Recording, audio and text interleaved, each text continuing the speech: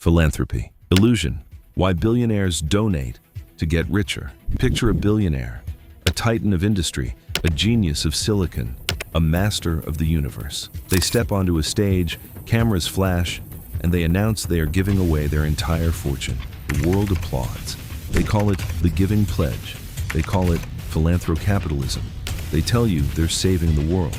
Don't believe a single word of it. Welcome to the greatest magic trick of the 21st century, a multi-trillion-dollar illusion where the richest people on earth have convinced us that hoarding wealth is the same as giving it away.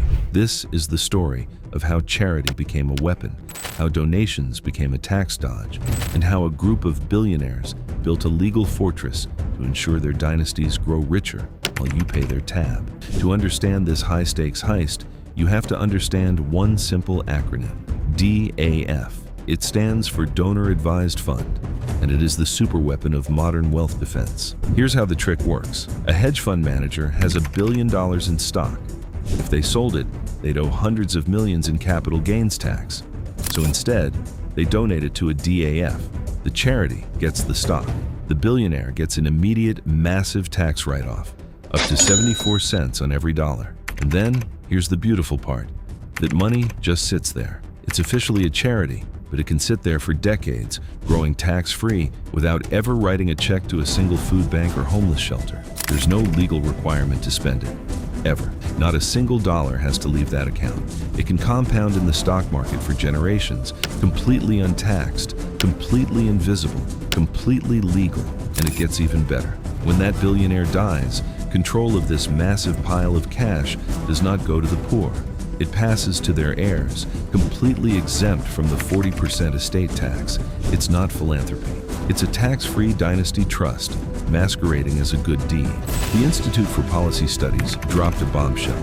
More than a quarter of all individual charitable giving in the United States now goes straight into these DAFs. Last year, that was $85 billion that vanished from the tax base and hid inside these black boxes. In fact, 7 of the top 10 recipients of charitable revenue in the country aren't the Red Cross or United Way. They are DAF sponsors, run by Fidelity, Charles Schwab, and Vanguard. Wall Street has literally turned charity into a product they sell to help billionaires dodge taxes. But the rabbit hole goes deeper. Meet Jensen Huang, the CEO of NVIDIA, worth $127 billion. You think a man that rich pays his fair share? Think again. The New York Times unearthed his playbook. Using a labyrinth of trusts and a charitable foundation, Huang has engineered a scheme to pass on his fortune completely untouched by the taxman, avoiding an estimated $8 billion in estate taxes. It's the largest tax dodge in American history, and it's perfectly legal. Revenue from the estate tax today is a fraction of where it should be, even though billionaire wealth has quadrupled. The reason? An army of $1,000 an hour lawyers exploiting loopholes invented for people like Huang. These attorneys don't break the law, they write the law. They sit on advisory committees, they rotate through the Treasury Department, and then they return to their firms and sell the very loopholes they designed. And they don't stop at stocks. A ProPublica investigation dropped an even uglier truth about private foundations. One tech billionaire used his charitable foundation to buy his girlfriend's house so he could live there during his divorce. A real estate mogul keeps his public art museum locked inside his personal guest house and admits he hasn't shown it to a single human in years. These aren't charities. They are trophy cases used to stash paintings and property that generate millions in tax deductions while providing zero public benefit. And the art world is just the tip of the iceberg. Buy a $100 million painting, lend it to your own museum, and suddenly it's a tax-exempt asset. The painting skyrockets in value, but it's shielded from capital gains forever. The public never sees it, but the tax write-off hits the Treasury immediately. We're talking over $1 trillion in assets sitting in these foundations, and the IRS is so starved of funding it can barely audit a fraction of them. Want to see the illusion on a global scale? Look at the giving pledge itself. Over 250 billionaires signed a promise to give away half their money. It was a PR masterpiece. Warren Buffett, Bill Gates, Elon Musk, they all stood up and declared that massive wealth should serve humanity. But fast forward over a decade, and the truth is a sick joke. Research shows that the explosive growth of these pledgers' wealth is vastly outpacing their actual giving. Most of them are getting richer, not poorer. They are giving money to their own family foundations, which then pay their children huge salaries. Mark Zuckerberg didn't just start a charity.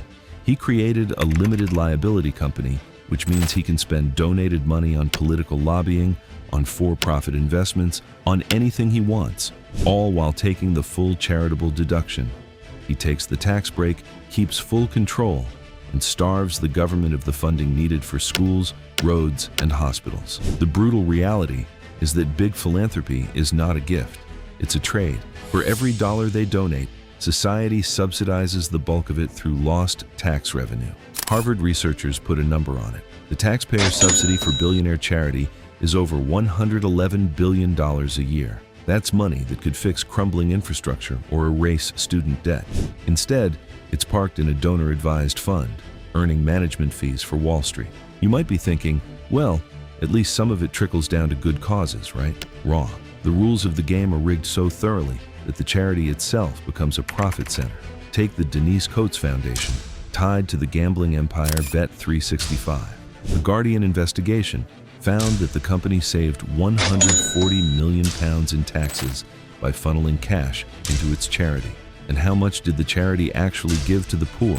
Over a decade, it hoarded £730 million and handed out just $78 million. The tax savings were almost double the good deeds. And this is the ultimate sleight of hand. They announce a massive donation. They collect the applause. The newspaper headlines call them saints. But the cash stays in the family while the tax bill vanishes into thin air. Every dollar they don't pay in taxes is a dollar that working families have to fill with their own paychecks, with their own cuts to public services, with their own crumbling schools. We are witnessing the rise of a new aristocracy, what law professor Ray Madoff calls the Second Estate.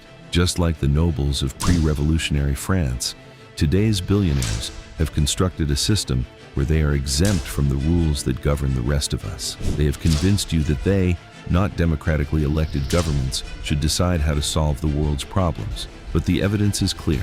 When a billionaire makes a big, tearful announcement about donating their wealth, look at the fine print. Look at the DAF. Look at the LLC. Look at the family foundation paying the kids. They aren't opening their wallets. They're closing a loophole. They're not saving the world. They're saving their billions. And they're doing it with a smile, a press release, and a standing ovation. The philanthropy illusion is the ultimate con. They get richer, we get the bill. And until we demand a tax code that funds public good before private hoarding, the magic trick will continue, and the house will always win.